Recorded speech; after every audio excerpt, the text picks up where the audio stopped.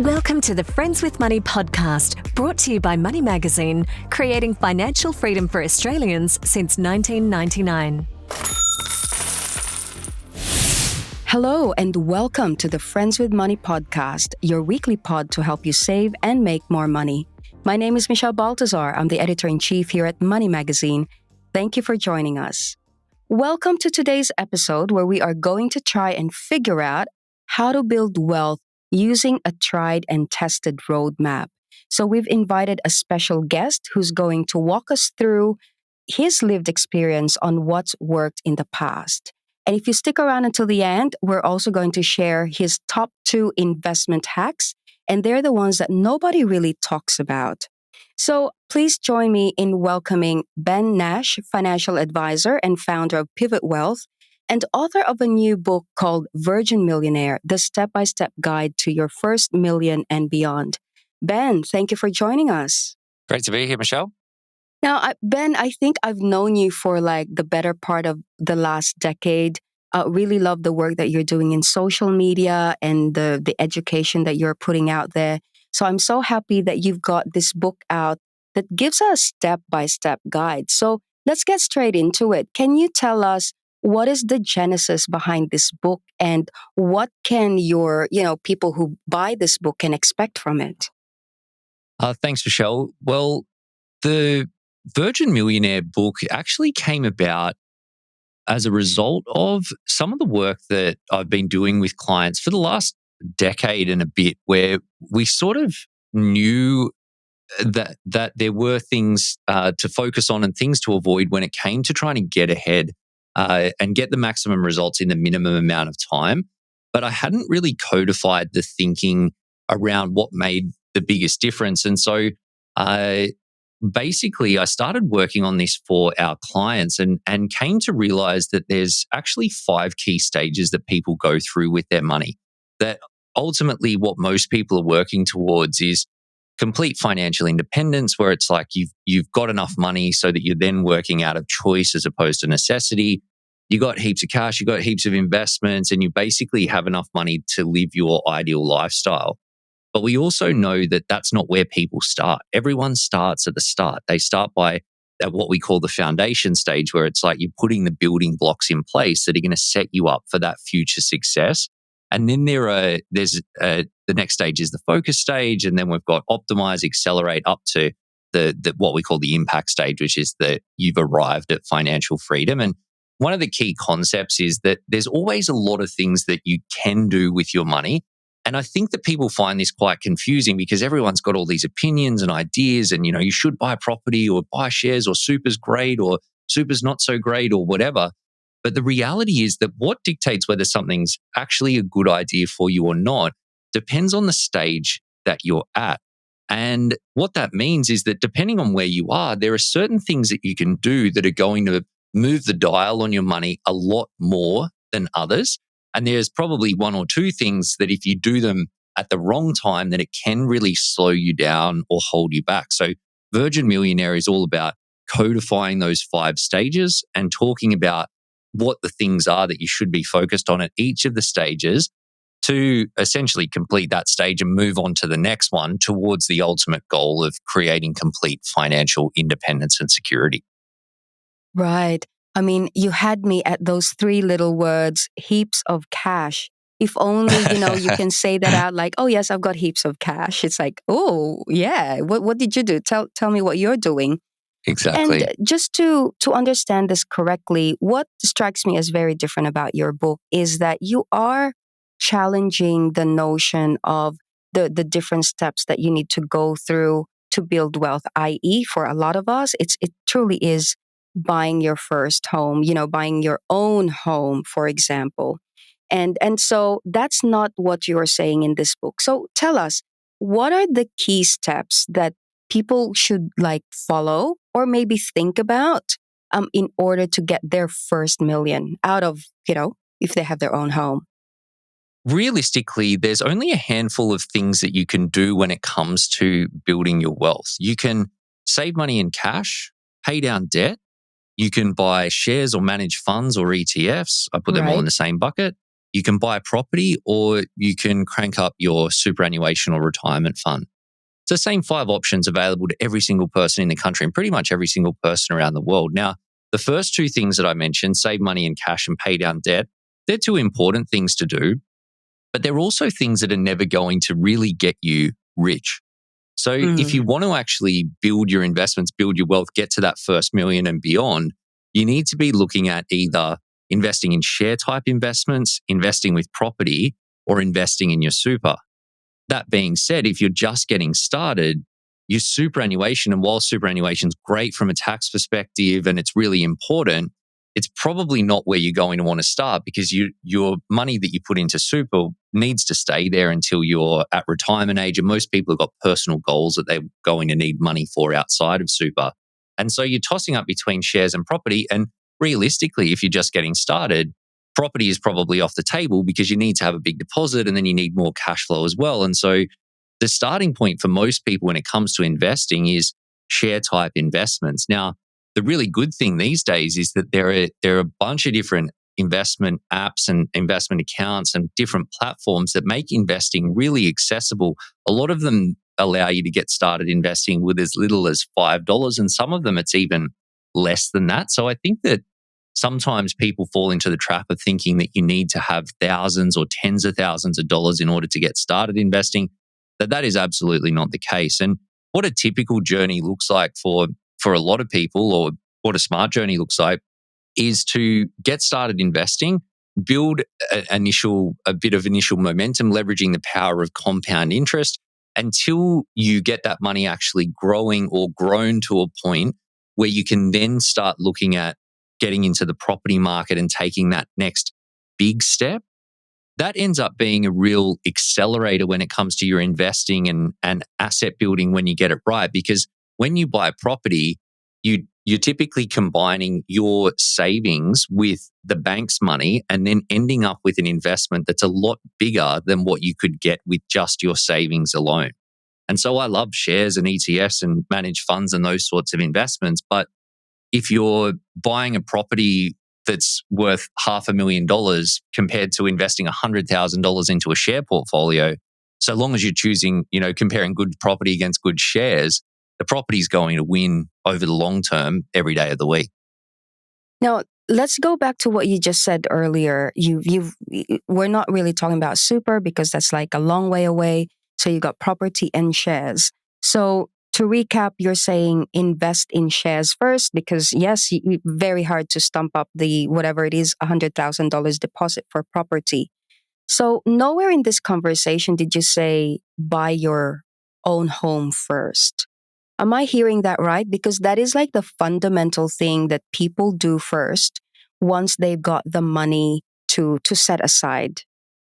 Yes. Well, look, it is the Australian dream. And I get the emotional pull of buying your own home and having your own space. And I think that there's a bit of sort of mindset or generational mindset that can sometimes be passed through generations around some of these areas. But the numbers don't lie around this, that it is more expensive to buy a property as your own home compared to buying a property as an investment property and then renting the house that you live in. On a $1 million property, for example, it's for most people, if you're earning above $45,000 a year, you're about $15,000 better off by buying a property as an investment and then paying rent on an identical property than you are from buying your own home. And the reason that is the case is because when you buy an investment property, all of the interest costs are tax deductible, as well as the council rates, the insurances, basically all of the costs that relate to that property. And look, whether it's right or wrong, and I know it's something that goes into the media a bit at the moment, that's a whole nother conversation. But the rules are the rules and the numbers are the numbers. And so particularly today, because we've got this cost of living crisis and a lot of people aren't making the progress that they want getting ahead. Some of people are struggling to keep up. And most people don't actually realize that they've got a clear lever here that if you don't have as much money as you would like to for investing and you're not making the progress that you want, then you want to be using every rule to your advantage. And because it is more expensive to buy a property as your own home versus as an investment, my question would sort of be that why would you do it that way if you know that you're going to be better off another way and you're still already not making exactly enough progress that you want? And this is the thing about these stages with the Virgin Millionaire pathway that you follow, that at some point, for sure you should buy your own home. But you want to do that at a time when you can afford to not only just keep up with your mortgage payments, but also pay your mortgage on your home down. And at the same time, and it's an important and, that you can invest enough money to make the progress that you want, building your wealth outside of your own home. Because while it's lovely to have a nice roof over your head, your home is not anything that makes you any money until you sell it. And assuming that you always need somewhere to live, you're probably not going to cash out from your own home. So it's really your investment wealth through investment properties, share portfolios, and your superannuation is part of this as well. That's where your real wealth actually sits. So, Ben, what's worked for your clients and something that you've seen accelerate that wealth building process quite quickly is the investing in shares. Tell us a little bit more about that. Well, it's the power of compound interest and markets that make the biggest difference. And when you're investing, particularly if you're using funds that are closely tracking the market, like I'm a big believer in index funds, I talk about that quite a lot through the book. It's not a matter of if you'll become a millionaire, it's simply a matter of when. And that's really a function of how early you get started and how consistent you are over time. And so I just looked at an example for you to build $1 million by the time you reach age 60, that if you start when you're 20 years old, you only need to be saving and investing about $5.50 a day. If you wait until you're 30, it's about $15 a day. If you wait until you're 40, it's about $45 a day. And if you wait until you're 50, it's $161 a day. And so $5.50 a day, that's something that's pretty achievable for most people. That's sort of like the cost of a cup of coffee. Maybe $15 a day, it's probably doable. That's like lunch, maybe. $40 a day, though, that's starting to get quite expensive. And $160 a day, like most people don't earn that, let alone have the ability to save that amount of money. And so it's simply a matter of getting started and just keeping consistent over time. As I touched on at the start, the investment apps and the technology these days make it so easy to set up an automatic investment plan. And so it's as simple as setting your investment strategy, choosing the product that you're going to use, and then automating it so that it all just happens without you having to think about it. And that's what I talk about through the Virgin Millionaire book, where I have this concept of systemizing your success, because a lot of people think that you should be setting goals with your money, and goals are really important. Don't get me wrong, but James Clear has this great quote in his book, Atomic Habits, which has stuck with me, that says, you don't rise to the level of your goals, you fall to the level of your systems. And so that to me says that you need to try and systemize as much as you can when it comes to your money so that you get the results. Your saving system, your investing system, your debt repayment system, your super contribution system, like all your planning system as well. If you can do that, you're going to go a long way to getting better results. Now, everyone's personal situation is different, but just generally speaking, if someone listening right now is thinking, yes, I want to invest in shares, how do you go about it? Well, the first big decision that you need to make is the investment approach that you're going to follow. And the two main schools of thought with this are, do you want to invest into passive funds or index funds that just track the market? Or the alternative is using actively managed investments. And look, I will just say that there's a lot of different ways to be right when it comes to your money. I'm a financial advisor. There's about 15,000 financial advisors in the country. If you asked all 15,000 advisors, you'd probably get quite a lot of different responses. But the thing is that the statistics show that passive index fund investments perform better than active investments more than 80% of the time.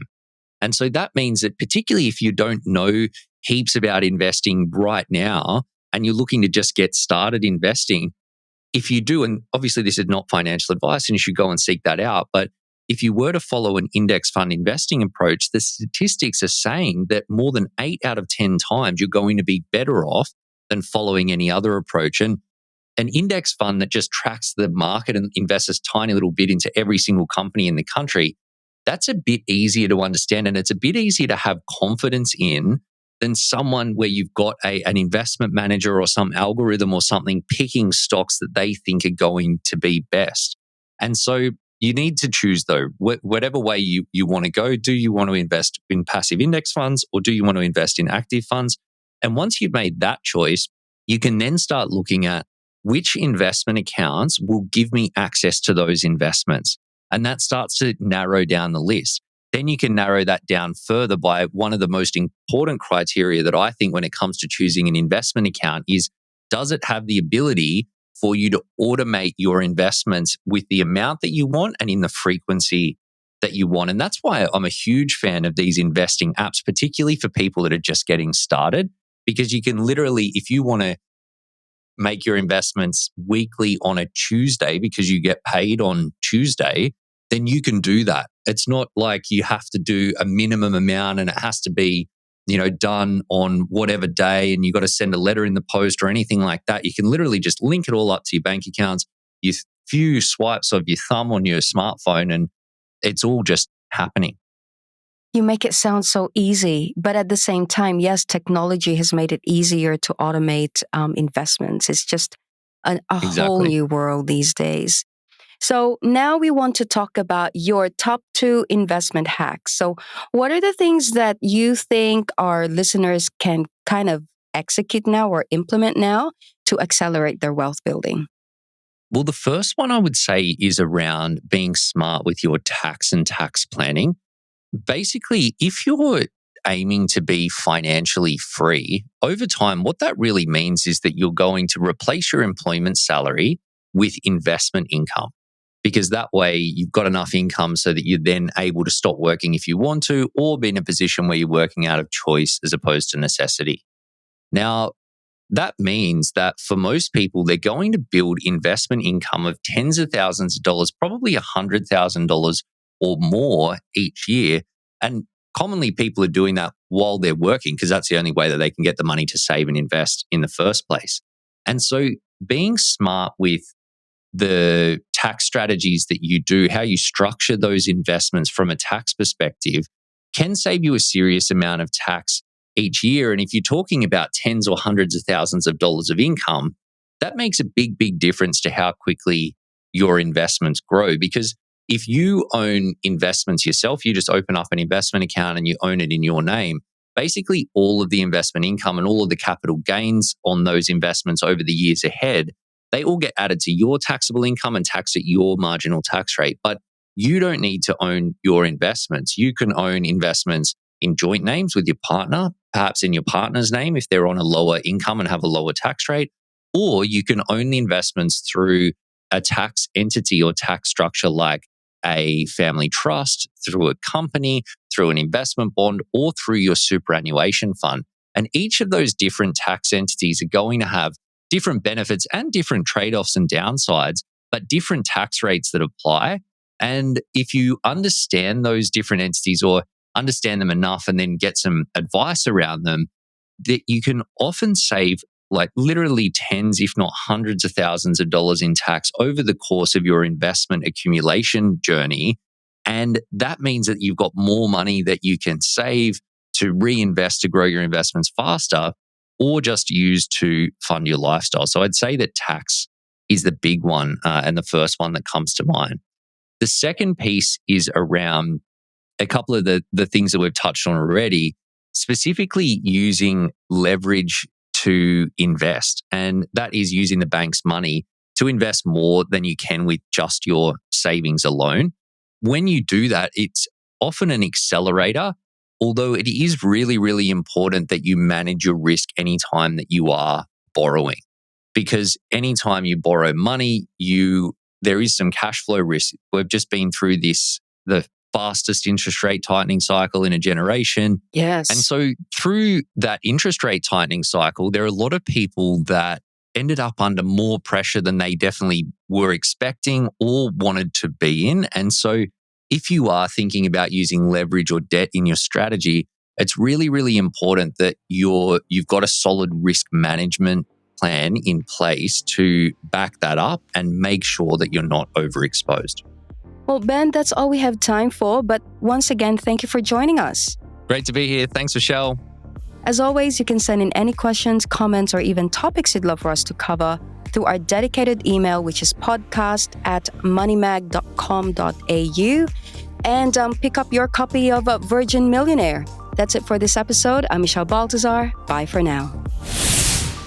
Thanks for listening to the Friends with Money podcast. For credible, independent, and easy to understand financial commentary, visit moneymag.com.au. Please remember that the views and opinions expressed in this podcast are general in nature, and further independent advice and research based on your personal circumstances should be sought before making an investment decision.